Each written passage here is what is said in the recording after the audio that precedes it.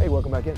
7:44 this morning. We're talking about your money now, and I'm sure you've heard the headlines. You wonder about that Equifax data breach.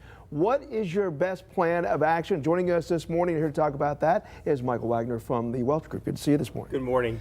Yeah, so people, when they first did that, you type in your information, you kind of find out if you're impacted. Once you are, well, then it's a decision. What do you do? Do you take the $125? Do you take the free credit monitoring, which can lead up to about 10 years of it? So what is our best plan of action? The $125 sounds like a great deal, but when you really look at the fine print of it, they've only set aside $31 million for that. So if the 147 people, or really half of all Americans, apply for that, 147 million. 147 million, Yeah. apply for that $31 million, that works out to 21 cents a person.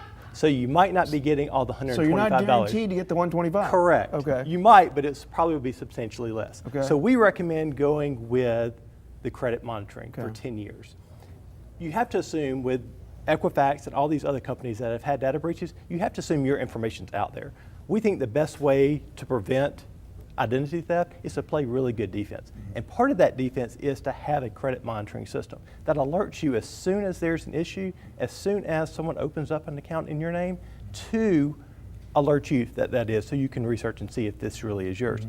Most of those services cost $10 to $20 a month.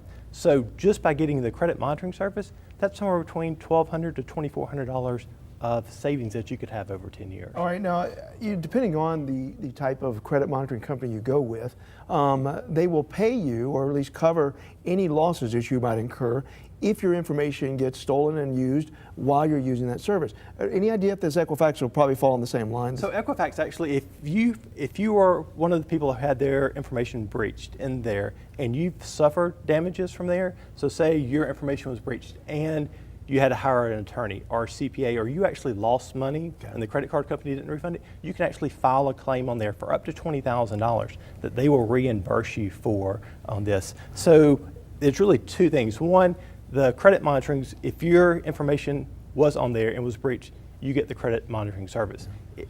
And that's, you don't have to have any personal information hacked.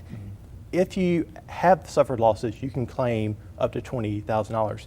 The website to go to is EquifaxBreachSettlement.com. I did it yesterday. Took about 5 minutes to go all the way through there. So super easy. And the other thing is you will have to have documentation, though, and records of if you had a loss and had to spend a lot of time. They'll actually, they'll cover your attorney's fees too that you might have to use, but you will have to have that documentation. There's the information on your screen right there. Your plan of action if this has affected you, and chances are, based on the number of people that they're saying had their information possibly stolen, I would say there's a good chance you are impacted. Absolutely. The big number is you got to file the claim by January 22nd. Got to meet that deadline. There it is. All right. Thank you, Michael. Appreciate it. Thank you.